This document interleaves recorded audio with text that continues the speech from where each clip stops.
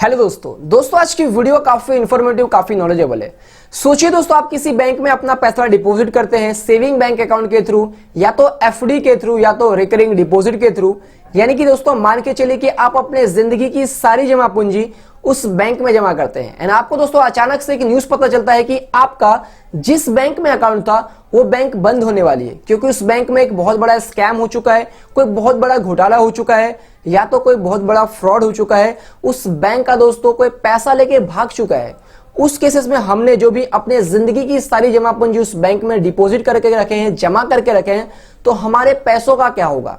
क्या हमारा सारा का सारा पैसा डूब जाएगा कि हमारा पैसा हमें वापस भी मिलेगा? वापस मिलेगा तो कितना मिलेगा? उसके क्या रूल्स एंड रेगुलेशंस है?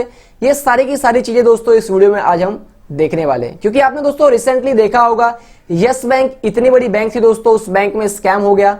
Punjab and Maharashtra cooperative bank में दोस्तों स्कैम हो गया।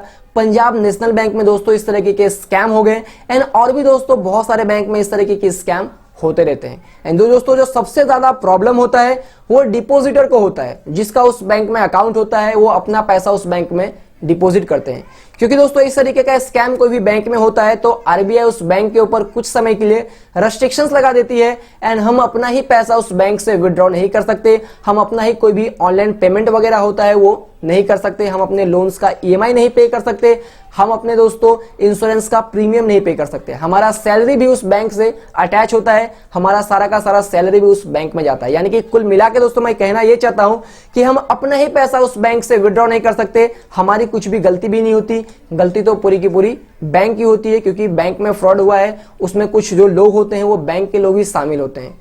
तो इस प्रॉब्लम से दोस्तों बचने के लिए हमें क्या करना चाहिए, और अगर बैंक को बंद करने की नौबत आ जाती है हमारा कितना पैसा सेफ होगा, ये सारी की सारी दोस्तों बात हम इस वीडियो में करने वाले हैं। हम कैसे अपने आप को इस प्रॉब्लम से प्रोटेक्ट कर सकते हैं, अपने आप को बचा सकते हैं। तो दोस्तों वीडियो काफी इंफॉर्मेटिव काफी नॉलेजेबल है। आपसे रिक्वेस्ट ये है दोस्तों कि आपको वीडियो को पूरा देखना है, हर एक चीज आपको इजीली समझ में आ जाएगी। तो अगर आप as entrepreneur, business owner, corporate leader, student, informer इस वीडियो को देख रहे हैं, वीडियो में पूरा बने रहना दोस्तों। हम लोग वीडियो को स्टार्ट करते हैं। दोस्तों जो भी बैंक का बिजनेस है वो कस्टमर डिपॉजिटर के ट्रस्ट के ऊपर चलता है। यानी कि दोस्तों जो कस्टमर होते हैं बैंक के, जो भी अपना पैसा बैंक में डिपॉजिट करवाते हैं, वो कोई भी बैंक के ऊपर भरोसा करके अपने जिंदगी का सारा सेविंग्स उस बैंक में जमा करवाते हैं। लेकिन दोस्तों बैंक के कुछ इंटरनल लोगों की वजह से बैंक में स्कैम हो जाता है, फ्रॉड हो जाता है, जिसके चक्कर में दोस्तों जो बैंक के कस्टमर होते हैं, जिन्होंने अपना पैसा बैंक में डिपॉजिट करवाया होता है, उनका भरोसा बैंकिंग सेक्टर से उठने लगता है। एंड दोस्तों अगर कस्टमर जो डिपॉजिट अपना पैसा बैंक में करवाते हैं, उनका भरोसा अगर बैंकिंग सेक्टर से उठने लगा तो अपना पैसा बैंक में क्यों डिपॉजिट करवाएंगे? एंड दोस्तों अगर कस्टमर जो डिपॉजिटर है वो अपना पैसा बैंक में डिपॉजिट ही नहीं करवाएंगे तो बैंक चलेगी कैसा? और अगर बैंक चलेगी ही नहीं तो कंट्री के इकोनॉमी का क्या होगा? तो दोस्तों जो कस्टमर है, जो भी डिपॉजिटर है, उनके भरोसे को बनाए रखने के लिए, उनके ट्रस्ट को बनाए रखने के लिए रिजर्व बैंक ऑफ इंडिया दोस्तों आरबीआई एक स्कीम का यूज करती है जिसका नाम है डिपॉजिट इंश्योरेंस। तो दोस्तों हम समझते हैं कि यह डिपॉजिट इंश्योरेंस होता क्या है। जिस तरीके से दोस्तों हम अपने लाइफ की इंश्योरेंस लेते हैं, हम अपने हेल्थ का इंश्योरेंस लेते हैं, हम अपने व्हीकल्स का इंश्योरेंस लेते हैं अलग अलग इंश्योरेंस कंपनी से, एंड बदले में वो इंश्योरेंस कंपनी हमें वादा करती है कि अगर आपका कोई भी नुकसान या लॉस हो जाता है तो हम उस लॉस का आपको भरपाई करके देंगे। इसी तरीके से दोस्तों डिपॉजिट इंश्योरेंस काम करता है। डिपॉजिट इंश्योरेंस में बेसिकली दोस्तों होता यह है कि बैंक्स के अंदर जो भी पैसे डिपॉजिट किए जाते हैं हमारे द्वारा, आपके द्वारा, जो भी डिपॉजिटर अपना पैसा बैंक में डिपॉजिट करवाते हैं, बैंक को सारे डिपॉजिट का इंश्योरेंस करवाना पड़ता है। मैं रिपीट कर रहा हूं दोस्तों, जो भी पैसा कस्टमर जो डिपॉजिटर है बैंक में डिपॉजिट करवाते हैं, बैंक को डिपॉजिट का इंश्योरेंस करवाना पड़ता है। कंपलसरी होता है दोस्तों ये बैंक के लिए कि जो भी पैसा बैंक में डिपॉजिट हुआ है बैंक उस पैसे का इंश्योरेंस करवाए। अब दोस्तों क्वेश्चन ये अराइज होता है कि बैंक ये पैसे का इंश्योरेंस कहां पे करवाती है? तो दोस्तों ये बैंक जो है ये सारे डिपॉजिट का इंश्योरेंस डीआईसीजीसी के पास में करवाती है। डीआईसीजीसी का दोस्तों फुल फॉर्म है deposit insurance and credit guarantee corporation. इसमें बैंक जो होती है उनको प्रीमियम पे करना पड़ता है डीआईसीजीसी को, एंड डीआईसीजीसी दोस्तों बदले में जो भी बैंक के कस्टमर होते हैं, जो भी पैसा जिन्होंने बैंक में डिपॉजिट किया होता है, उनको डीआईसीजीसी वादा करती है कि अगर आपका बैंक बंद हो जाता है फ्यूचर में तो हम आपको आपका जो भी पैसा है वो देंगे, लेकिन up to a certain limit. तो दोस्तों अगर मैं बात कर लूं लिमिट की, उससे पहले हम लोग समझ लेते हैं कि ये DICGC क्या है। तो दोस्तों DICGC का हमने फुल फॉर्म देखा, deposit insurance and credit guarantee corporations. DICGC दोस्तों RBI की एक सब्सिडरी है जिसके ऊपर reserve bank of India RBI का फुल कंट्रोल है। इसको एस्टैब्लिश किया गया था दोस्तों 1978 में अंडर द DICGC एक्ट 1961। इसका पर्पस ये है दोस्तों कि जब भी अगर कोई बैंक फेल हो जाएगी, यानी कि अब उस बैंक के पास में पैसे नहीं अपने कस्टमर को देने के लिए, अपने डिपॉजिटर को देने के लिए, उस केसेस में वो सारे जो बैंक होते हैं वो अपने डिपॉजिट का, जो भी बैंक के पास में डिपॉजिट आता है FD के थ्रू, रिकरिंग डिपॉजिट के थ्रू, सेविंग बैंक अकाउंट के थ्रू, वो सारे डिपॉजिट का इंश्योरेंस करवाते हैं DICGC के पास में। एंड बैंक इसके लिए DICGC को प्रीमियम पे करते हैं। एंड इसके बदले में जो DICGC होती है वो बैंक के कस्टमर को वादा करती है कि अगर आपका बैंक फ्यूचर में फेल हो जाता है, यानी कि बंद हो जाता है, तो हम आपको पैसे देंगे up to a certain limit. तो दोस्तों जो लिमिट है वो रखी गई है 2020 के बजट में दोस्तों 5 लाख रुपीस का, यानी कि अगर आपका बैंक बंद हो जाता है, इनकेस अगर कोई प्रॉब्लम हो जाती है, तो आपके 5 लाख रुपया आपके बैंक में सेफ है। 2020 के बजट से पहले दोस्तों जो लिमिट था वो था 1 लाख रुपया, यानी कि दोस्तों 2020 के पहले अगर आपका बैंक बंद हो जाता, कोई बैंक में फ्रॉड या तो कोई स्कैम हो जाता जिसके चक्कर में आपका अगर बैंक बंद हो जाता, तो आपको सिर्फ 1 लाख रुपए ही मिलते थे। लेकिन अगर 2020 के बाद में अगर कोई स्कैम होता है, फ्रॉड होता है, जिसके वजह से बैंक को बंद करने की नौबत आती है, बैंक का लाइसेंस कैंसिल कर दिया जाता है, तो ये लिमिट हो चुकी है 5 लाख रुपए, यानी कि आपके बैंक में जितने भी पैसे हो 5 लाख रुपया तो एटलीस्ट आपके सेफ है। ये DICGC की गारंटी है कि आपको 5 लाख रुपया DICGC देगी अगर आपका बैंक बंद हो जाता है तो दोस्तों इसी बात पे वीडियो को लाइक जरूर कर देना एंड चैनल को भी सब्सक्राइब कर लेना। तो दोस्तों अगर मैं बात करूं अब कुछ डाउट्स की, कुछ क्वेश्चंस की, तो सबसे पहला क्वेश्चंस आता है कि हमें कैसे पता चलेगा कि हमारा जो बैंक है वो DICGC के साथ में इंश्योर्ड है कि नहीं। वैसे तो दोस्तों नॉर्मली हर एक बैंक DICGC के साथ में इंश्योर्ड होता है, लेकिन आपको अपने बैंक के जो लोग हैं उनको स्पेसिफिकली पूछना है कि आपका जो भी बैंक है वो DICGC के साथ में इंश्योर्ड है कि नहीं।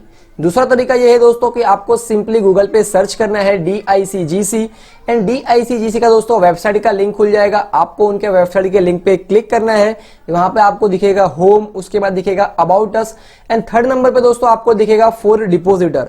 फॉर डिपॉजिटर में दोस्तों आपको क्लिक करना है लिस्ट ऑफ इंश्योर्ड बैंक, यानी कि जो भी बैंक DICGC के साथ में इंश्योर्ड है वो सारे बैंक की लिस्ट दी हुई है। उसमें है foreign bank, public sector, private sector, cooperative bank and आपका जो भी बैंक है दोस्तों उस लिस्ट पे क्लिक करके आप देख सकते हैं कि आपका जो बैंक है वो DICGC के साथ में रजिस्टर्ड है कि नहीं है। सेकंड क्वेश्चन ये है दोस्तों, जो DICGC है अगर बैंक आपकी बंद हो जाती है तो सिर्फ प्रिंसिपल अमाउंट की गारंटी लेते हैं कि प्रिंसिपल एंड इंटरेस्ट दोनों की गारंटी लेते हैं। फॉर एग्जाम्पल दोस्तों मान के चलिए कि आपका किसी बैंक में आपने डिपॉजिट किया है 4,90,000 रुपीज के आसपास एंड उस 4,90,000 पे आपका इंटरेस्ट बनता है 5,000, यानी कि टोटल दोस्तों उस बैंक से आपको लेना है 4,95,000 एंड आपका दोस्तों मान लीजिए कि अब बैंक बंद होने वाला है, तो DICGC दोस्तों गारंटी देता है 5 लाख रुपीज तक की। तो उस केसेस में आपका प्रिंसिपल अमाउंट एंड आपका 5,000 का जो भी इंटरेस्ट है, टोटल 4,95,000 5 लाख के अंदर में आता है, तो आपके पूरे पैसे मिल जाएंगे।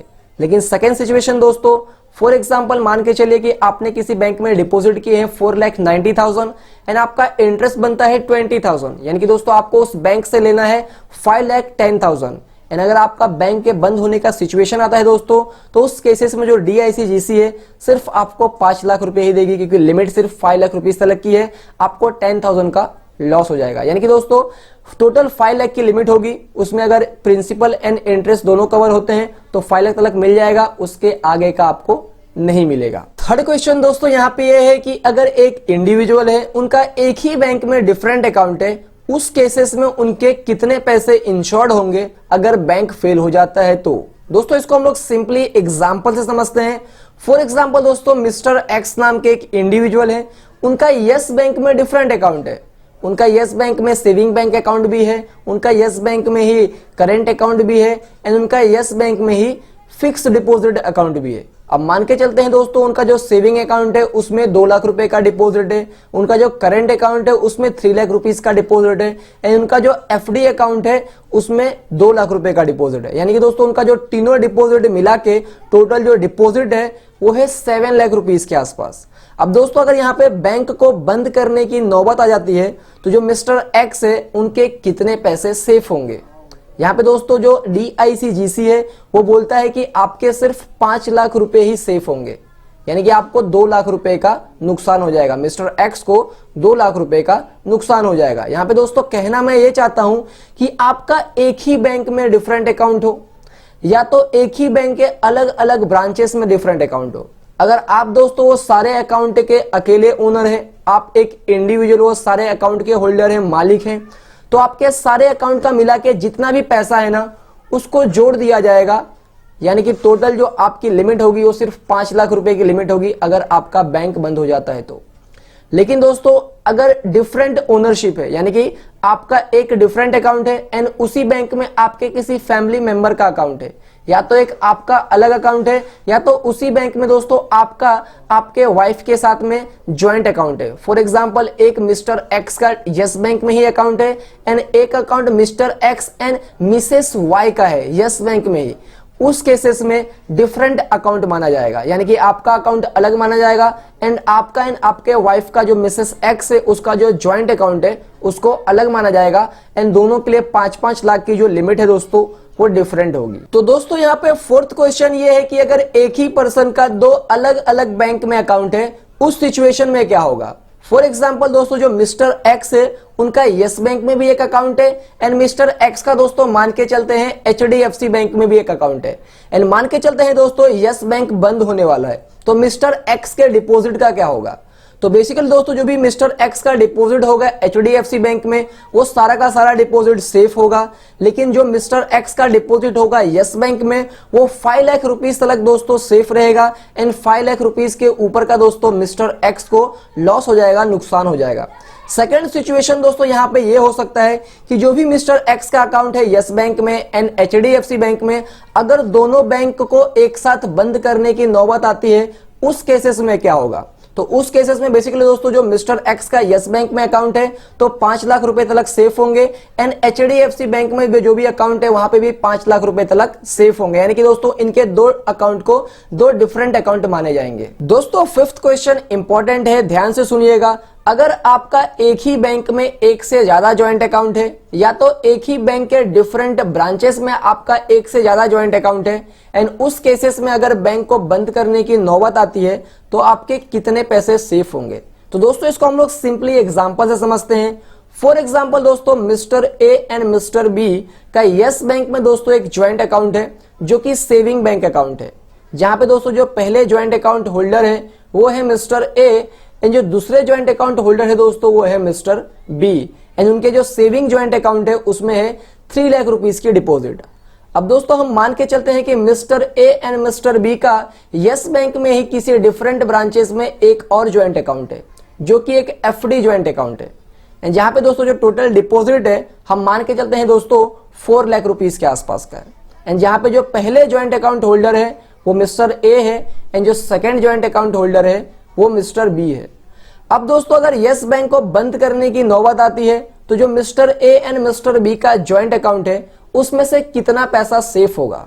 तो बेसिकली दोस्तों जो DICGC है दोस्तों वो कहता है कि अगर आपका ज्वाइंट अकाउंट है एंड अगर आपका ज्वाइंट अकाउंट में जो आपका जो नाम है वो सेम ऑर्डर में रजिस्टर्ड है तो हम उसको एक मानेंगे। तो अपने केसेस में दोस्तों जो mister A and mister B थे उनका जो ज्वाइंट अकाउंट था सेविंग बैंक अकाउंट, वहां पे जो पहले ज्वाइंट अकाउंट होल्डर थे वो मिस्टर ए थे and second joint account holder mister B थे एंड उनका जो FD ज्वाइंट अकाउंट था वहां पे भी जो पहले ज्वाइंट अकाउंट होल्डर थे वो मिस्टर ए थे एंड जो सेकंड ज्वाइंट अकाउंट होल्डर थे दोस्तों वो मिस्टर बी थे, यानी कि दोस्तों उनका तो ज्वाइंट अकाउंट है लेकिन उनका नाम सेम ऑर्डर में रजिस्टर्ड है।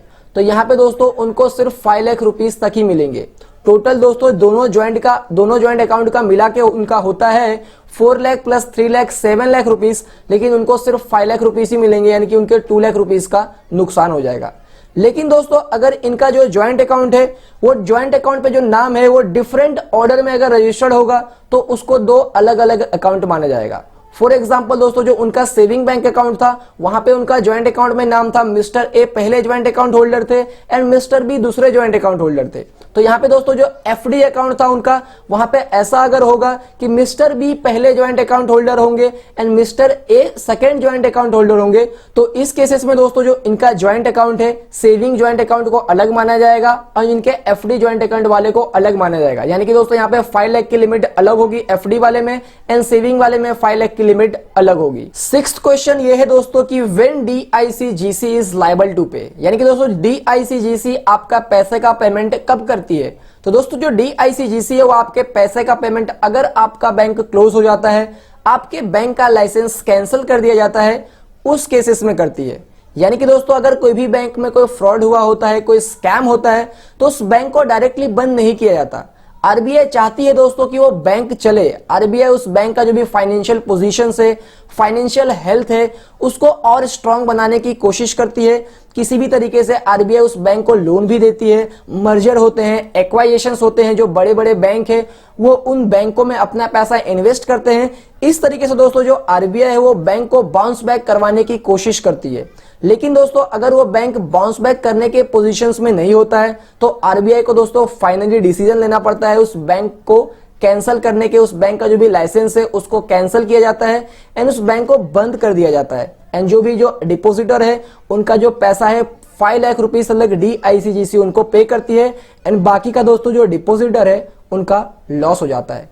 लेकिन दोस्तों अगर जो बैंक का फाइनेंशियल पोजीशन अच्छा हो जाता है, कोई दूसरे बैंक उस बैंक में पैसे इन्वेस्ट करते हैं, आरबीआई भी लोन देती है, अगर प्रॉपर हर एक चीज अच्छा होता है तो आरबीआई उस बैंक के ऊपर से अपना रेस्ट्रिक्शंस हटा देते हैं एंड जो भी उनका बैंकिंग का जो नॉर्मल ऑपरेशन है वो स्टार्ट हो जाता है एंड जो डिपोजिटर है दोस्तों उनका टोटल पैसा सेफ होता है। लेकिन दोस्तों केस कोई भी हो, या तो बैंक बंद हो या तो बैंक कुछ समय के लिए रेस्ट्रिक्शंस में हो, जो कस्टमर होते हैं बैंक के डिपोजिटर उनके साथ में काफी ज्यादा प्रॉब्लम होती है, क्योंकि उनका जो अकाउंट है कुछ समय के लिए ब्लॉक कर दिया जाता है कि हम अपने अकाउंट से हर महीने 1000 रुपीज ही निकाल सकते हैं या तो हर 6 महीने में 3000 रुपए ही निकाल सकते हैं, हमारा सैलरी उस बैंक से अटैच होता है, हम कोई ऑनलाइन पेमेंट नहीं कर सकते।